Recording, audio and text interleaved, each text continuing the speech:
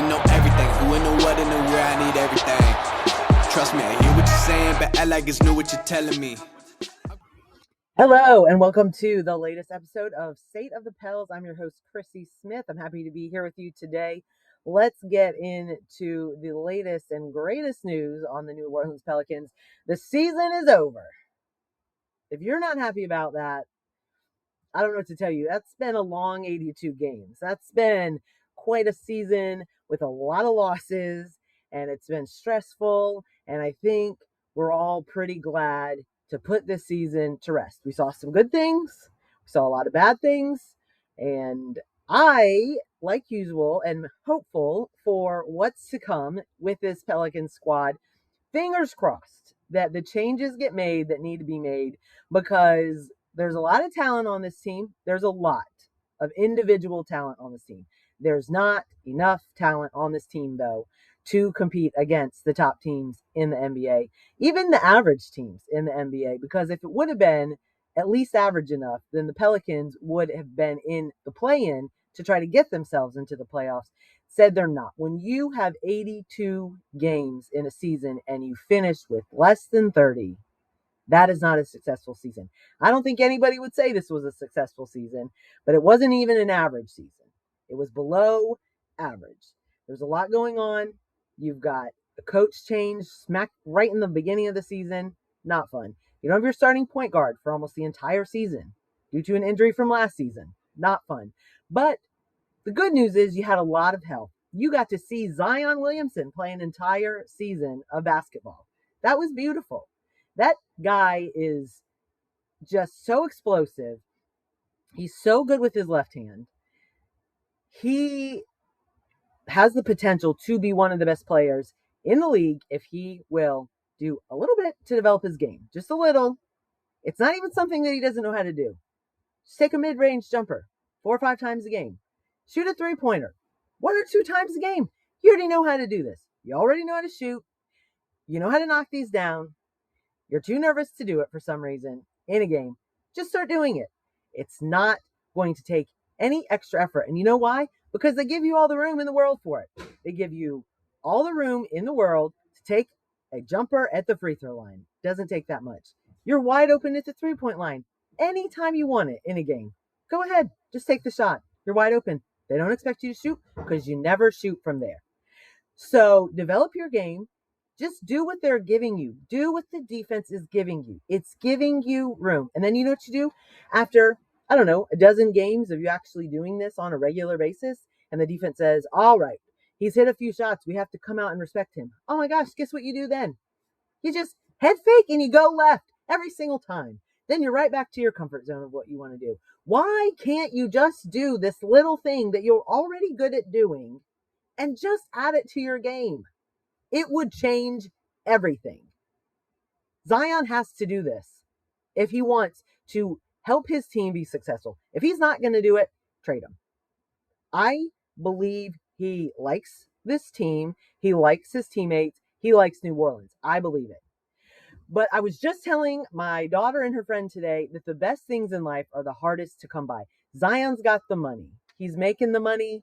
That he's already come by that, okay? He already put in the work. He earned it. The next thing, do you want to win? Do you want to make the playoffs and win a series? Do you want to be known as one of the best? It's not just about you and your individual talent.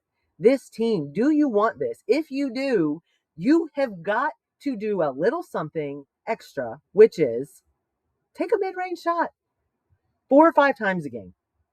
Take a three-pointer 1 to 2 times a game. You can do it. You're already a good NBA player. Just add that part in there. If he will do that, it will open up everything for his teammates. It will open up everything for the entire squad. It's not asking too much. We're not asking him to become the three-point shooter on the team. It's not that serious. Just do a little bit. It's been 7 years. We just need a little bit of this, please. So that is what needs to happen above anything else. Because these other players on the team, DeJounte Murray, he's doing everything right. Trey Murphy, he's doing everything right. Tell me what they're not doing that's right. They've got it down. They know what they're doing. Saddiq Bey, everything. He's got it all down pat. He's doing everything right. Just keep doing those same good things. You've got this rookie, Jeremiah Fears, played all 82 games for the Pelicans. Thank you, Jesus. We've got some health on this team. It's amazing. Seeing somebody play all 82 games. What a miracle, you know? That's brilliant. That's what he did. Jeremiah, just keep getting better at what you're doing. He's going to, no doubt. Eve Missy, he just keeps getting better. He's doing all the right things. Derek Queen, you got to work on some things. He's going to work on them in the offseason. But you've had 1 year, so we get it. The only player that is not doing all the right things is Zion Williamson. I don't know why. I don't think that he's too selfish to do it. I just wonder if it is so far out of his comfort zone to expand his game that way that he's just said, hey, let's see if what I'm doing is enough. And this year showed it's not enough. It's not enough, because if it was, the team would have won over 50 games. So the definition of insanity is doing the same thing over and over again and expecting a different result. You guys can't do the same thing over and over again. The front office can't do the same thing over. You cannot run it back. You cannot run this team back. You cannot run it back with James Borrego. It's not James Borrego's fault. There was only so much he could do. You have to get better defensively at the center position, and you have to get more three-point shooters. Not just shooting. We don't need just anybody taking three-point shots. We need shooters. We all thought Jordan Hawkins was going to turn into a shooter. He had the potential to turn into this big three-point shooter. It did not happen this year. In fact, it went the opposite way, and he ended up, I think he played less games than he didn't play. That deal isn't working out. Not sure what was happening there. The other, not sure what happened there, was Herb Jones. Love Herb Jones. Love him. He was not anywhere close to the same player he was offensively as he was 2 years ago. And you got to have that offense from a starter. He struggled so much from behind the three-point line that basically put the Pelicans at having Trey Murphy as a three-point shooter. And thank God Saddiq Bey, my comeback player of the year, thank God he shot three-pointers and knocked him down, because without him, the Pelicans might not have gotten 20 wins on the season. Saddiq Bey has been an absolute delight to watch all year. He goes out there, he handles business, and then he's done for the night. Like, he has been an absolute joy to watch. Dude's built like a football player, and he has just handled business all year long. Thank God for Saddiq Bey this year. So going forward into this offseason, you got to get you just need a different coach. I like Borrego. It's just not happening. It's not happening because he had the whole season once he took over for Willie. He had all the way until the All-Star break and a couple games after, and he did not have his starting point guard. We thought Jordan Poole was going to do it, did not do it. Then you got a rookie running things, and Fears, he only knows, so much being a rookie in the league.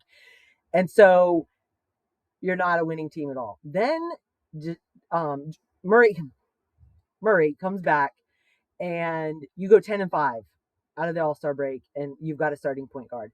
That is awesome, but that had nothing to do with James Borrego, unfortunately.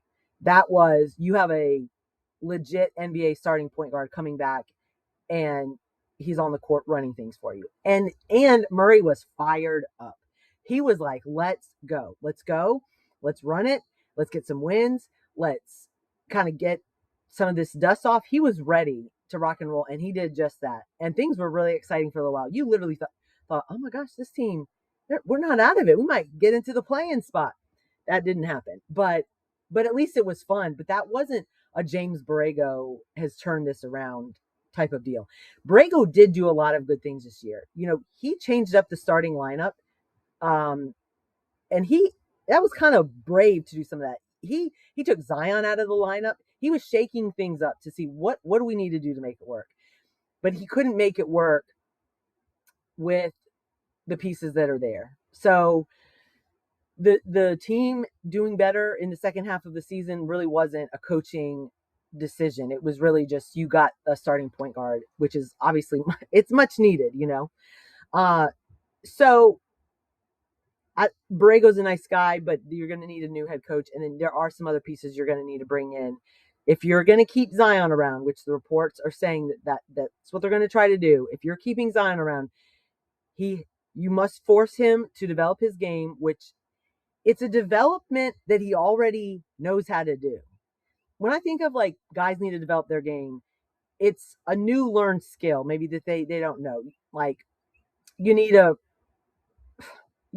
floater, or you need a fadeaway. These are like things that we're talking about just merely shooting a mid-range shot. This is stuff he's been doing his entire life, and he's very good at. So this developing his game, it's not even developing, it's just implementing what you already know how to do into an actual live game. That's all that it is. That's all that he has to do. It's not that much. Just do it. We need to see it. We need to see it. The team needs it. Bring it into the fold. Bring it into the mix.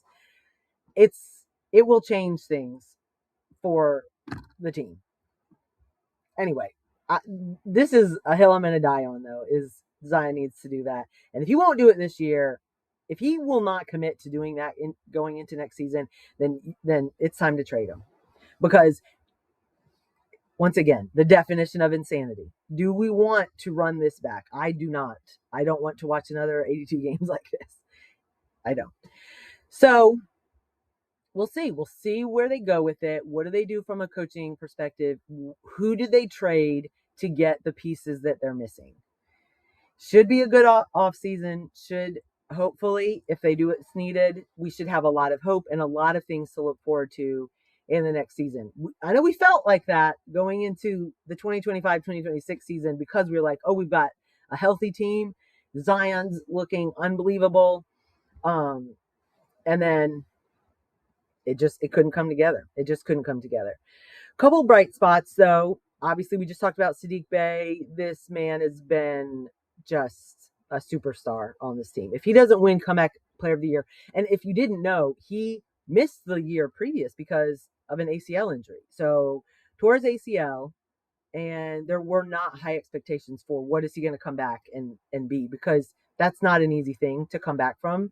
I mean, you obviously can come back from it, but are you going to be efficient and effective doing that? And he was. I mean, this guy was a starter in the NBA. He just turned 27 years old. I mean, he's still young, got lots of time left. So great job to him for rehabbing, putting in the work, doing what he had to do to come back and still be able to play at such a high level. Not easy to do. And he did it, and he did it consistently, and he did it all year long.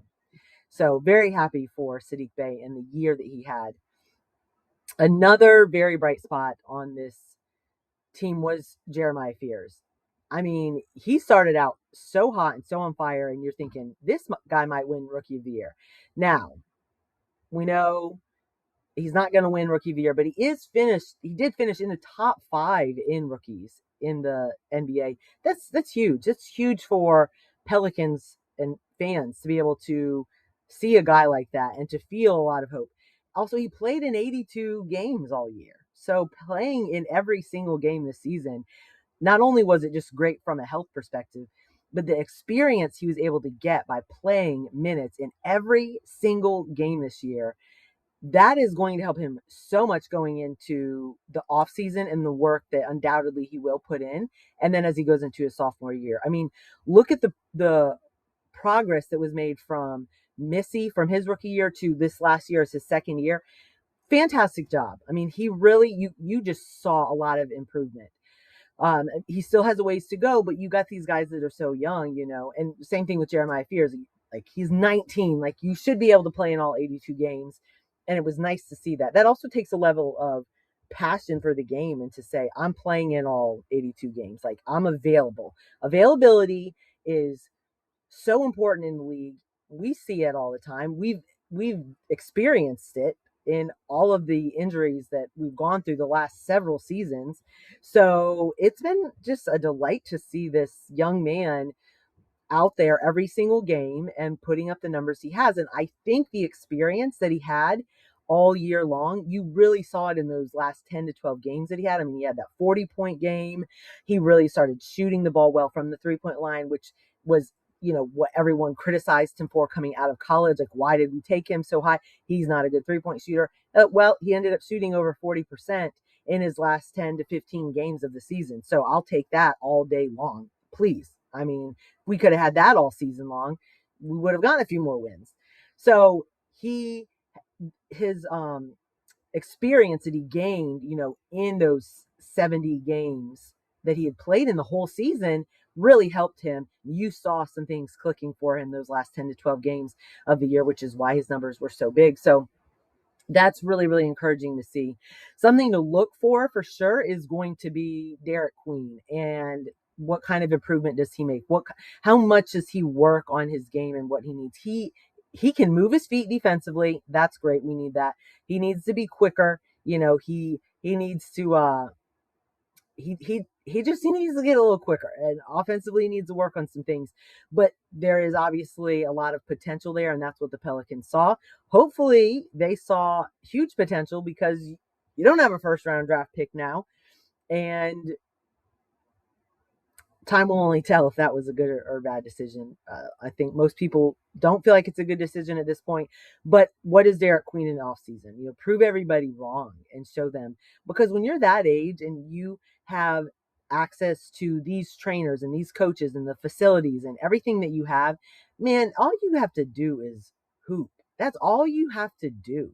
Like, you should get so much better from your rookie to your sophomore season. It should just be mind-blowing. And I do think that Queen and Fears want that. I do think that they feel like, hey, make us the face of the franchise. If they keep Zion around, they want to be a part of what could be a winning team. They're not that far off, but they're far off enough that if a change isn't made this year, I think the fans are going to just they're just going to stop showing up, because you can't be that close but also feel that far away. And that's where the Pelicans are right now. So, frustrating season overall for sure. There is reason for hope going into next season. But my advice to Pelicans fans for this part of the year right now, season's over. The NBA playoffs are going to be starting up soon. Just try to enjoy it. Just try to enjoy and relax and put your mind out of just Pelicans basketball and just say, I'm going to enjoy the playoffs, and then let's go to work and see what the front office ends up doing. But don't stress yourself out during the playoffs. Just enjoy some good basketball. Forget the what ifs. Just forget it. Just be glad you had a healthy team. Hey, we would take that, a healthy team. How many times did we say that in the last 2 years? I don't care if we were to win or lose. I just want to see a healthy Zion play. Well, we got to see it this year, and it was exciting to see. That was a lot of fun. That was fun. He dunked on Wemby at home. That was fun. Okay, we had some good moments. Let's just think about those. Let's enjoy the NBA playoffs. See who ends up winning the whole thing, and let's just hope and pray that our offseason, the right moves are made. We're close, guys. We're close. Have faith. Have a little bit of faith. It's hard, but let's try to have it, and let's hope for the best going into this offseason. All right. Well, that's going to do it for me today. You can follow me on X at Sports Chrissy. Check me out there. DM me if you got any questions. I love doing fan questions and answering them during the show. So go ahead and check that out anytime you want. Shoot me a message. Happy to talk to you. Until next time, have a great day.